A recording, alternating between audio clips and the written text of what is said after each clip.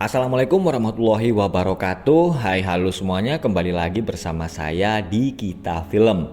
Di video kali ini saya akan membahas alur cerita sebuah film horor Indonesia yang dibintangi oleh Shandy Aulia dan Boy William yang berjudul Rumah Gurita. Sebuah film yang diangkat dari salah satu urban legend Rumah Gurita yang berada di Bandung. Tapi sebelum kita menuju ke alur ceritanya, tentunya saya pengen ingetin silahkan subscribe dulu buat teman-teman yang belum subscribe ya. Film diawali berlatar di Jakarta tahun 1962. Seorang gadis yang bernama Selina sedang mengikuti pelajaran melukis. Hari itu mereka mendapat tugas melukis seorang model. Tapi gurunya heran saat dia melihat lukisan Selina. Karena Selina melukis ada 3 orang yang digantung di belakang sang model. Selina lalu berkata kalau 40 tahun yang lalu terjadi pembantaian oleh Belanda di tempat itu. Teman-temannya lantas tertawa mendengar apa yang dikatakan oleh Selina. Karena dianggap berperilaku aneh dan mengganggu pelajaran, Selina akhirnya dikeluarkan dari kampus. Suatu malam, Selina melakukan sebuah ritual. Suhu tiba-tiba menjadi sangat dingin. Selina memiliki kakak tiri yang bernama Laras dan suaminya bernama Iwan. Selina kemudian berkata kalau suhu menjadi dingin karena ada sesuatu yang datang. Laras menganggap kalau Selina sudah gila karena dia sering melakukan ritual-ritual dan berkata kalau dia bisa melihat makhluk halus. Keesokan harinya, Laras menyuruh Selina untuk pindah kuliah ke Bandung. Dia lalu berkata kalau orang tua Selina sebenarnya mempunyai sebuah rumah di Bandung dan Laras menyuruhnya untuk tinggal di sana. Selina akhirnya berangkat ke Bandung dan sampai di rumah warisan orang tuanya, rumah nomor 666 dengan patung gurita raksasa yang berada di atapnya. Selina akan tinggal sendirian di rumah besar itu. Dia lalu berkata kepada Laras kalau dia tidak suka dengan rumah itu. Laras berusaha membujuk Selina agar mau tinggal di rumah itu untuk sementara, karena rencananya rumah itu akan dijual dan hasilnya akan dibagi 2. Laras dan Iwan memang sejak awal merahasiakan kalau Selina mempunyai rumah warisan, tapi mereka tidak bisa menjual rumah itu tanpa seizin Selina. Setelah mendengar percakapan Laras dan suaminya, Selina akhirnya mau tinggal di rumah itu. Seorang pria yang tinggal di belakang rumah tiba-tiba mendatangi Selina. Dia bernama Rio. Ternyata selama rumah itu kosong, Rio sering ke situ untuk melukis dan menenangkan diri. Selina kemudian mengizinkan Rio seandainya dia tetap ingin bermain ke rumahnya untuk melukis. Malam harinya, Selina menemukan sebuah pintu rahasia di belakang lemari. Ternyata itu adalah pintu sebuah ruangan. Selina lalu melihat ada benda-benda yang digunakan untuk ritual pemujaan di ruangan itu. Selina terbangun karena dia mendengar ada suara-suara di depan pintu kamarnya. Dia heran karena ada tempat sesajen dari ruang pemujaan berada di kamarnya. Selina kemudian keluar kamar. Dia terkejut karena tiba-tiba pintu ruang pemujaan menutup sendiri. Selina masuk dan melihat ada sosok yang berdiri di dalam ruangan. Rio segera datang karena dia mendengar suara teriakan Selina. Dia lalu menemukan Selina yang sedang ketakutan. Selina berkata kepada Rio kalau dia tadi ketakutan karena ada kecoa. Dia tidak mau Rio ikut menganggapnya sebagai orang aneh. Ternyata mereka berdua akan kuliah di universitas yang sama. Rio mengajak Selina untuk ikut pameran lukisan di kampus. Mereka berdua kemudian ketiduran sampai pagi. Selina akan mengambil lukisan di kamarnya, tapi dia heran karena tempat sesajen itu tiba-tiba ada di lantai kamarnya. Selina lalu menyuruh Rio untuk segera pulang. Dia lalu mengambil benda-benda ritual itu dan mengembalikannya ke ruang pemujaan. Selina menelpon Laras dan berkata kalau dia ingin kembali ke Jakarta. Tapi Laras berkata kalau dia sudah tidak punya uang lagi untuk membiayai Selina.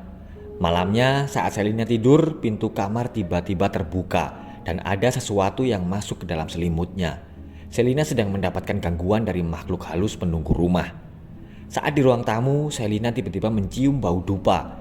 Dia lalu keluar dan melihat ada sesajen yang diletakkan di dekat kolam. Dan saat kembali, dia melihat pintu ruang pemujaan terbuka lagi.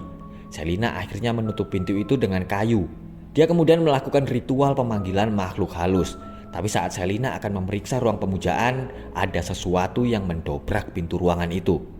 Selina terkejut karena dia melihat ada pisau yang menancap di meja dan di dekatnya ada tulisan lapar.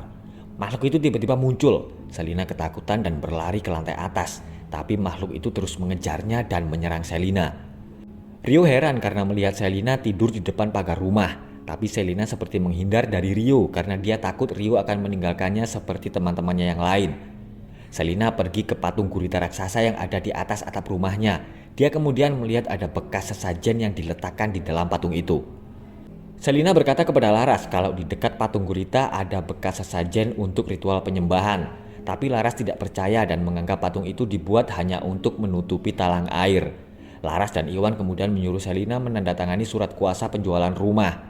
Laras berkata kalau Selina hanya akan mendapat bagian 30% karena dia tidak ikut menjual rumah itu. Selina memang belum menjual rumah itu karena dia takut terjadi apa-apa kepada pembeli yang akan tinggal di rumah itu. Laras marah dan mengunci Selina di ruang pemujaan.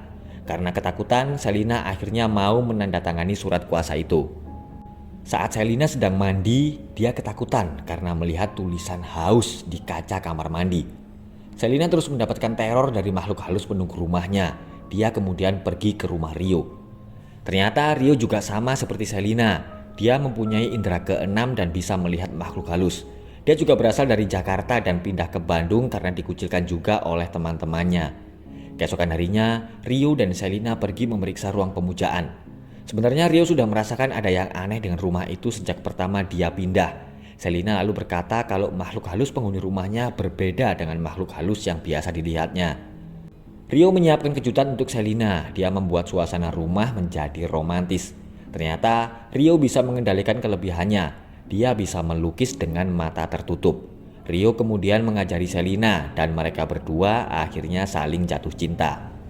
Selina kemudian terkejut saat dia melihat hasil lukisannya. Dia menggambar sesosok makhluk yang menyeramkan, makhluk halus penunggu rumah itu.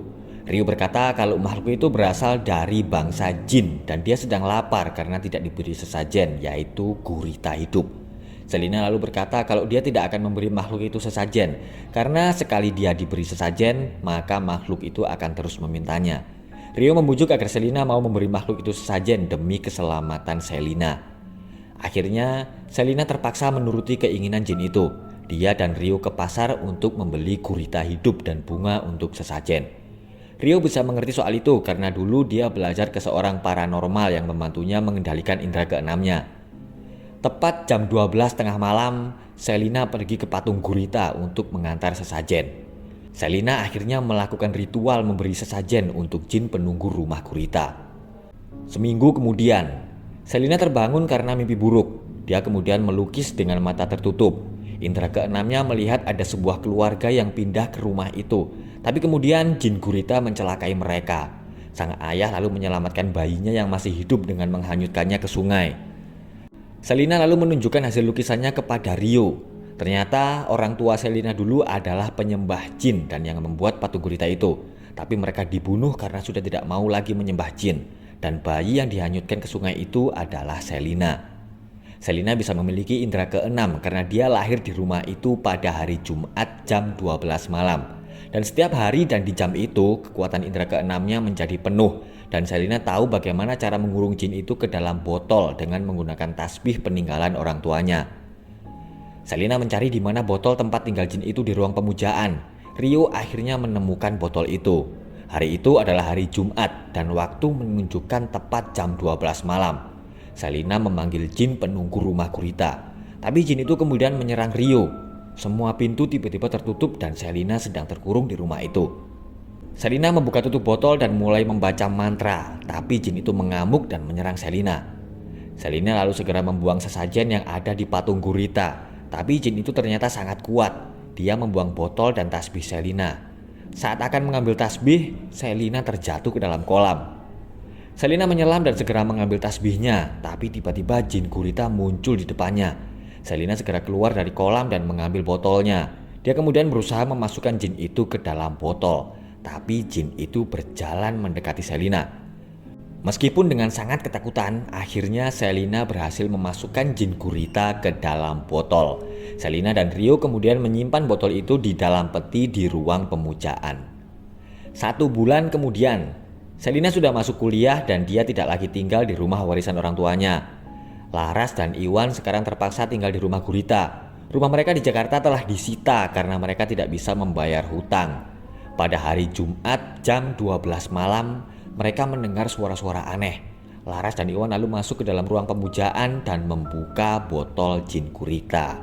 Oke guys, itulah tadi alur cerita film horor Indonesia yang berjudul Rumah Gurita. Terima kasih sudah menonton dan sekali lagi pastikan teman-teman sudah subscribe channel ini untuk alur cerita film berikutnya. Wassalamualaikum warahmatullahi wabarakatuh.